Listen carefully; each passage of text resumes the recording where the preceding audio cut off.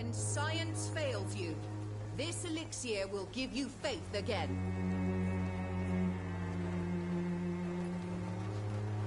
Good evening, miss. Good evening, sir. Are you interested in a miraculous cure for this unknown and deadly epidemic? Actually, I am. Then you have come to the right place. The famous Swanborough cordial is all you need to help keep you in perfect health. Oh, really? Why didn't I hear about it during my studies? I'm Jonathan Reed. Ah, my brother has spoken of your research, sir. I'm Loretta Swanborough, and it's always a pleasure to meet a fellow healer. Tell me, who intrigues you most in Whitechapel? The region itself is something to see, but I would say Camellia the mute florist who gives away her flowers. Is there anyone I should avoid? Cadogan Bates, without a doubt. The bloody bastard remorselessly exploits poor migrants as soon as they get here. What do you think of the locals? Most of them are afraid or desperate. They all come to me eventually for my remedy. Do you know Nurse Dorothy Crane from the Pembroke Hospital? I'd like to know more about her. I don't like to talk about competition. Competition, you say? Never met her, but it seems she provides some sort of medical care to the poor. The whole thing has to be some sort of scam, if you ask me.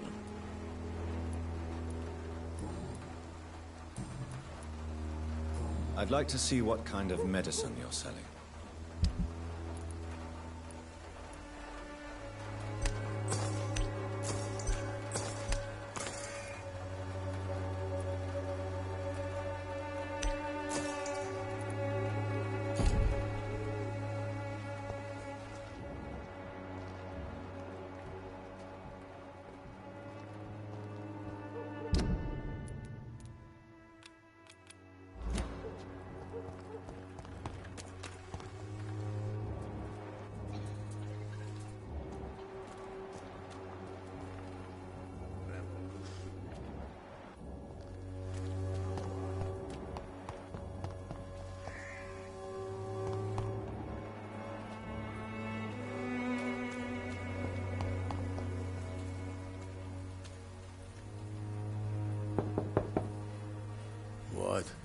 What do you want? Leave me alone. Good evening, sir. I'm Dr. Reed. I'm looking for Nurse Dorothy Crane. There is no Dorothy Crane here. Now goodbye. I'm afraid this medical leaflet says the opposite, sir. Really? Well, I'm afraid I'm going to close this door right now. Go bother someone else, Mr. Doctor. To enter that house, I must discover who this man really is. Maybe I could start by observing what he's up to.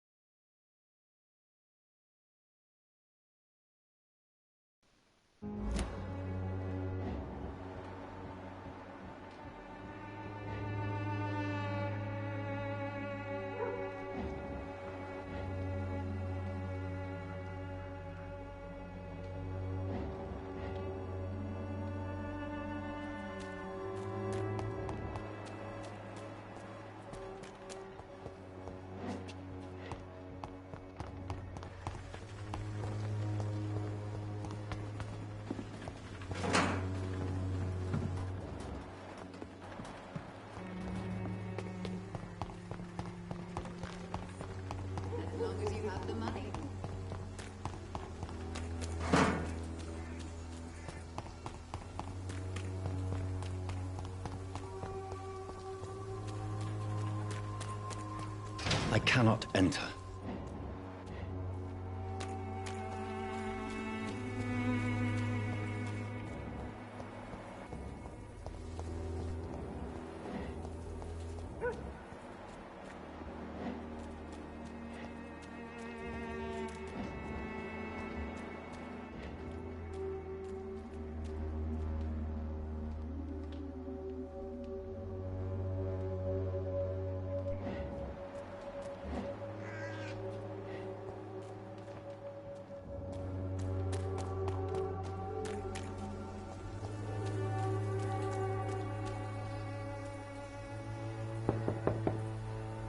There's nobody here. Nobody at home.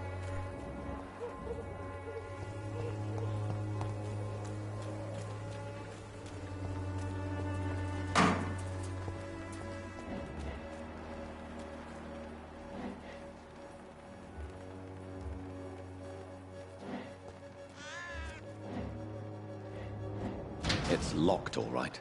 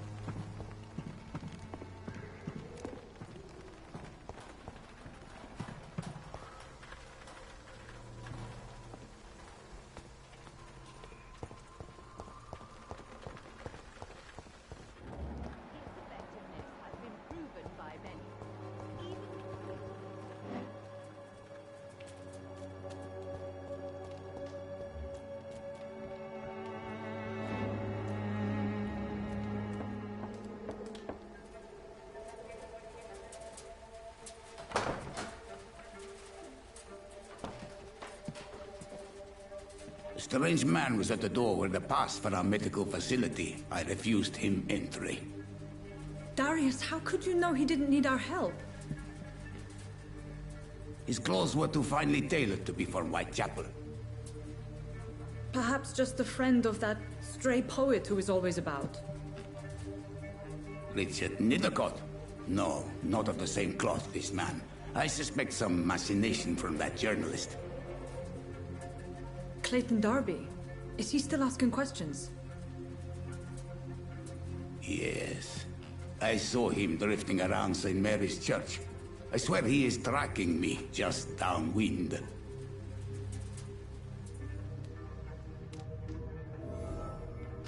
It's locked.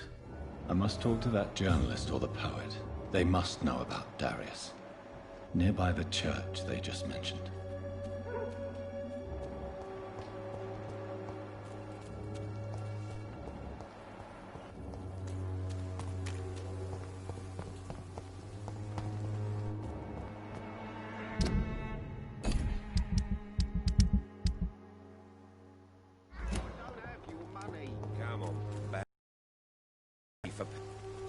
Welcome, sir.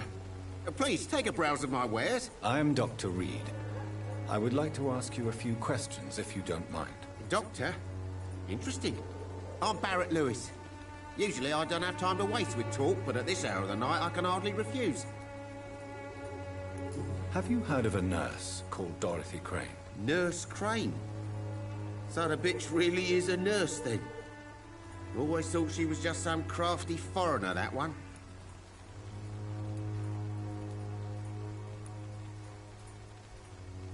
Yes, she's a nurse, and quite a good one. What did she do to gain such notoriety? Dorothy Crane ain't even a real name. Something like Dorothea Craniu. Something like that. Came to England fleeing the war, I was told. That doesn't explain why she irritates you so much. Your precious Nurse Crane gives away medical supplies and prescriptions for free. I offered to sell it for a fair cut, but no. Miss Crane wanted to play the quiet saint.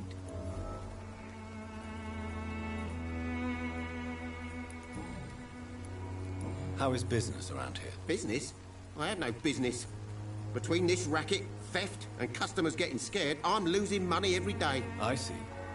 Sounds like you blame someone in particular for your situation. It's no secret Joe Peterson spends his time harassing merchants.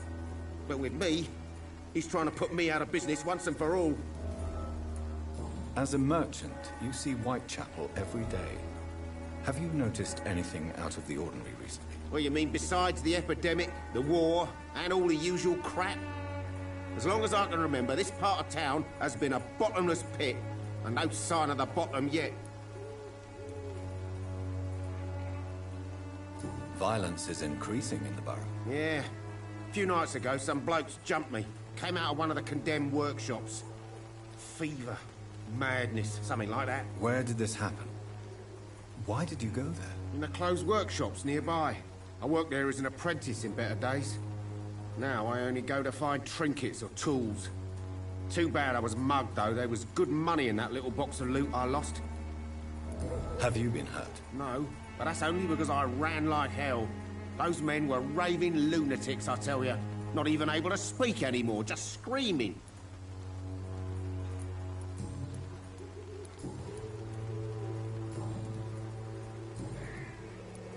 Right then.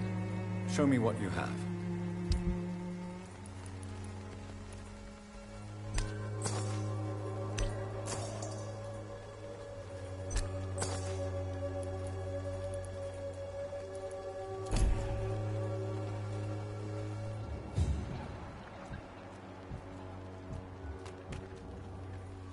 You again?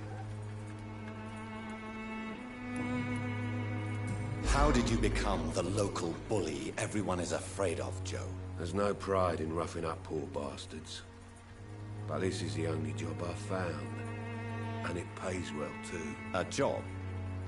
So you're racketeering for someone else? I got enlisted by the Wet Boot Boys, a gang from the docks. I'm their muscle for their dirty work.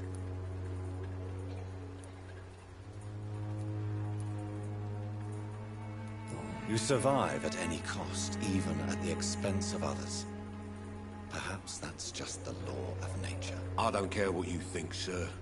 I do what I have to do for my own reasons, and that's that. I'm not sure Mr. Lewis would agree with your by all means necessary philosophy, sir. Oh, do you really think he's the poor victim here?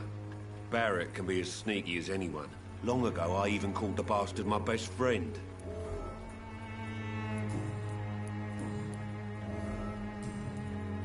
Goodbye, Mr. Peterson.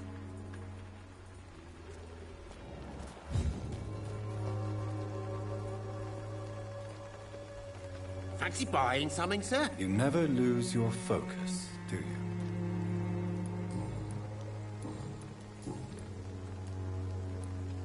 What do you know of Harry Peterson? The boy seems so fragile. Not like his father at all. Harry's a good boy, but he spends most of his time complaining. He's had it tough, all right, but he needs to grow a pair. What troubles him exactly? Well, despite being his father's son, almost everything, I think. He never wanted to come to Whitechapel in the first place. Hates this place more than most of us. Joe Peterson. He's the villain here, isn't he? But you seem to know each other. I've known Joe for years. I saw him box once or twice. He was a friend then. But these days, he's just another thug. What can you tell me about Mr. Peterson? Besides his behavior toward you, obviously. Colossus Joe was a decent boxer, good one even. But after his wife passed away, he found every excuse to stop training. Just wanted to pick fights with everyone. It's never easy to find a new path in life, especially after the loss of a loved one. But crime is certainly not the best option. We've all had some rough times, ain't we? But most of us don't use our fists to see us through. And no one has ever stood up to this thug. Nobody will be fool enough to stand against a wet boot boy. Goodbye for now, Mr. Lewis.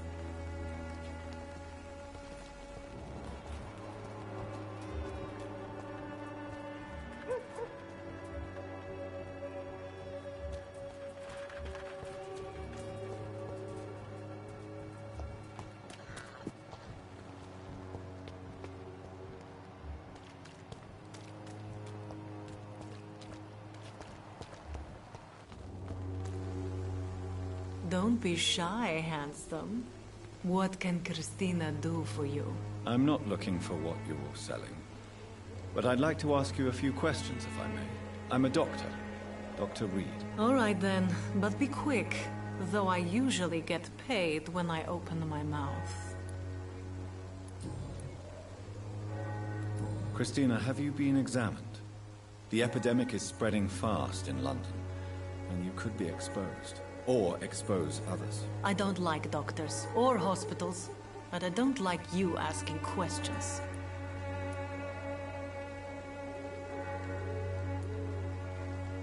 Considering your line of work, I assure you it is only a matter of time before you have health issues. If it is going to happen, it will happen. Right now, I need money. That's what's important. You can put your own life in danger, that's your decision. But what about your clients? If you're contaminated, you will put them in danger too. And you think that would worry me? If you knew the men I deal with, their health would not be what you'd worry about.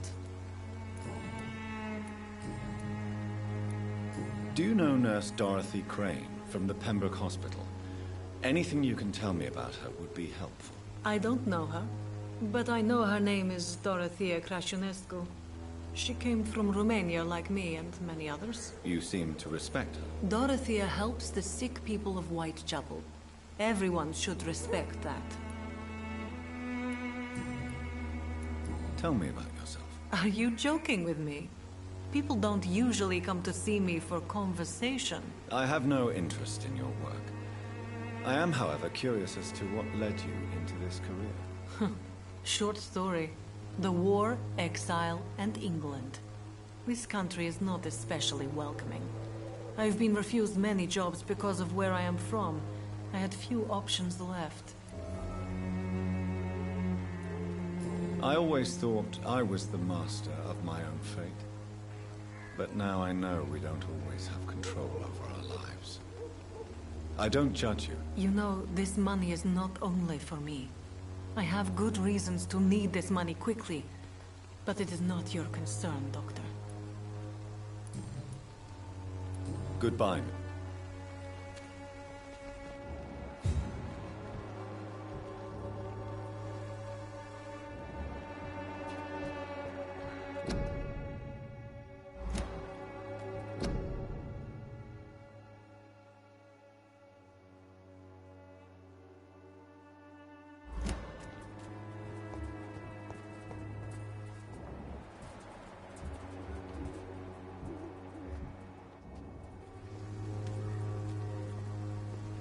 Forgive my interruption. Do not apologize, my son. Father Tobias Whitaker is always happy to teach mortals about the incoming Armageddon. I am Dr. Jonathan Reed, and I just have a few questions. A scientist? You are much more lost than I thought, my son.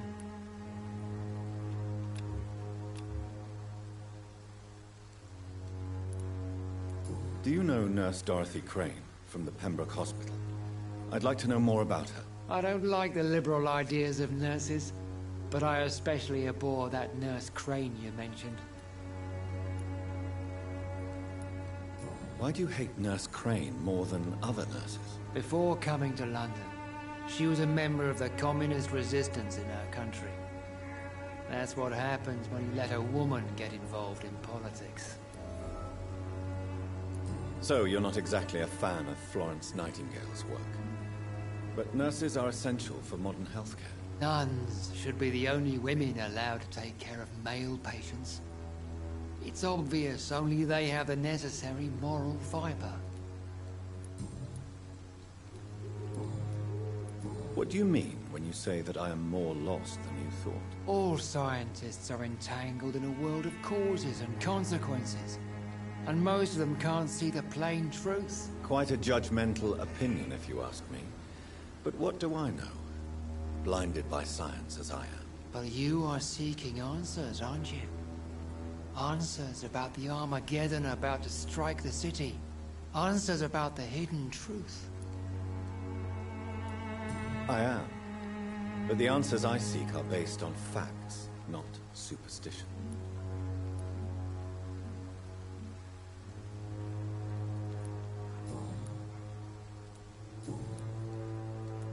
Have you any friends? Any family left in these terrible times? No. But I have a disciple I see as my son. He is so devoted. I sent him to preach the good word in the heart of this corrupted city.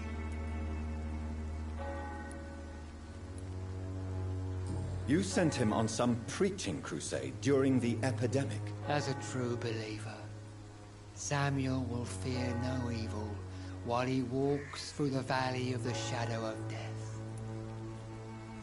Where did you send him?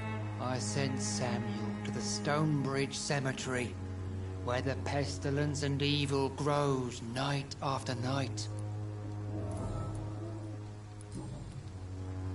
I have heard enough for tonight. Goodbye.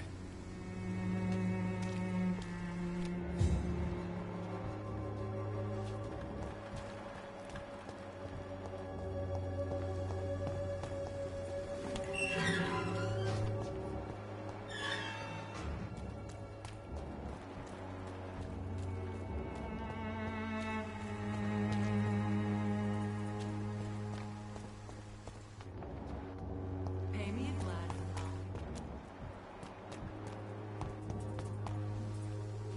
Excuse me, sir. Are you familiar with this part of town? Name's Clayton Darby, reporter. Sorry, I'm new to Whitechapel. But perhaps you could help me since you're a journalist.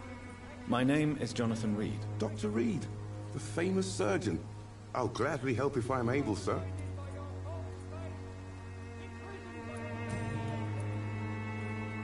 Why are the newspapers keeping silent about the Spanish influenza?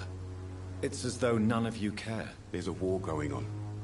People shouldn't be demoralized by news of deadly diseases.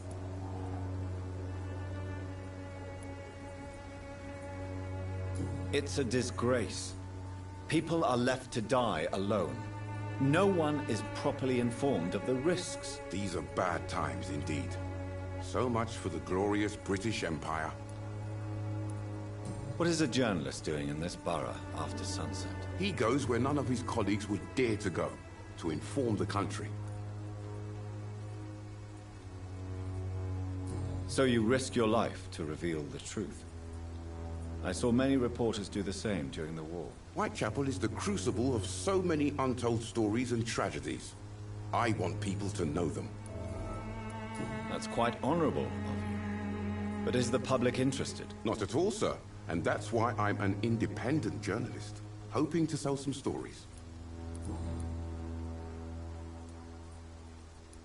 Have you any idea of the danger you face in these streets at night? I've had to run and hide more than once from frenzied mobs incensed by the fever. Do you think the flu is really responsible for this, Doctor?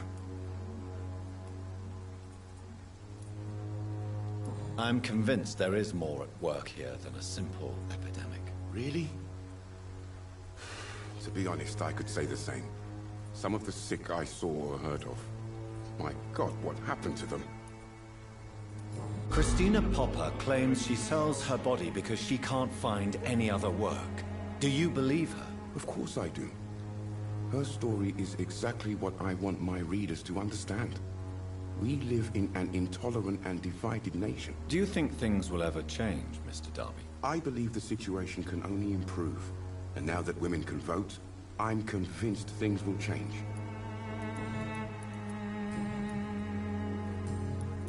I heard you're investigating an underground medical dispensary in Whitechapel. What do you know about it? Not much, I'm afraid. They are wary of strangers, and I'm not really an acquaintance of theirs. Why do you care? I'm a doctor, Mr. Darby. I care about everything involving public health and this epidemic. Are you sure you're not just concerned about the repercussions that a scandal involving a certain Nurse Crane from the Pembroke Hospital would bring? You are a damn fine journalist, Mr. Darby. What do you know of her accomplice, a man named Darius? I don't know much about the man. He's very cautious. Never goes out. Doesn't seem to have any friends or family. He has no relatives at all? No. Except for that strange man, a poet named Richard Nethercott, who sometimes comes by. Darius would never let him in. Where can I find this Mr. Nivicott? He spends most of his time lurking around Whitechapel, talking to himself or declaring verses. These days, you can usually find him behind the church. He never goes out? No. A few days ago, he unexpectedly did. I followed him, but it was just a ruse to keep me away from his house. Really? How do you know? He went to the nearest mailbox, but just before posting his letter, he ripped it up and threw it away.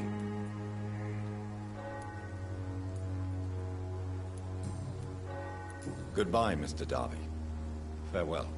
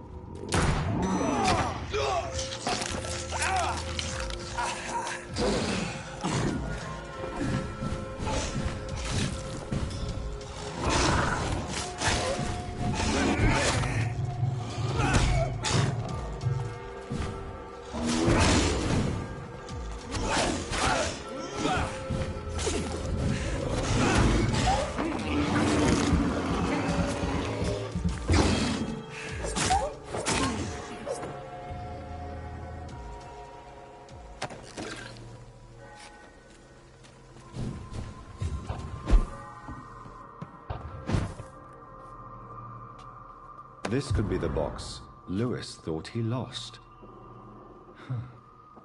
There's a letter inside.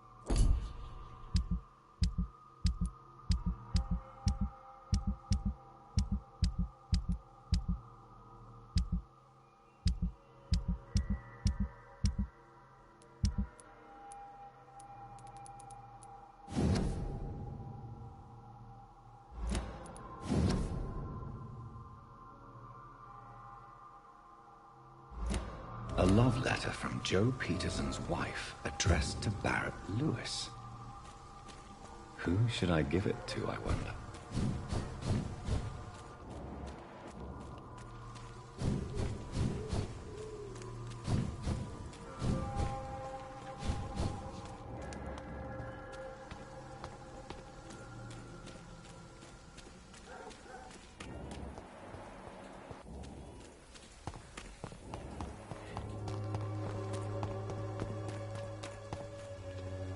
Joe, please, I don't have your money. Come on, Barrett, you know the game. You pay for peace of mind. Can't you just look the other way this week, Joe? Come on, we can sort it out, right? It's not my call, Barrett. You pay one way or another. Please, Joe. How long have we known each other? We even used to be neighbours, for Christ's sake. I prefer not to give you another beating, Barrett. Fancy buying something, sir? You never lose your... I found this box in an abandoned building nearby. I believe it belongs to you. Let's have a look. Yeah, this is mine. So, you faced those loons that roam around there. Extraordinary. I suppose I was lucky. Luck is a commodity round here.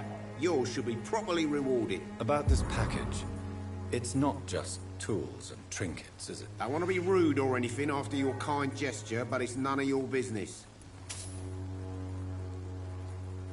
Goodbye for now, Mr. Lewis.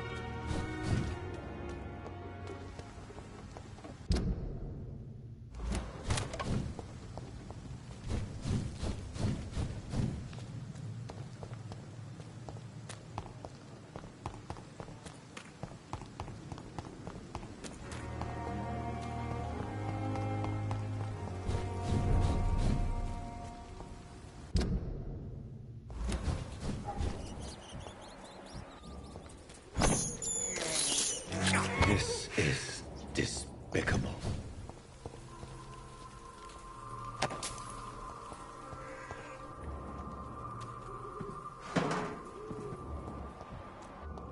It's one of them! Time for...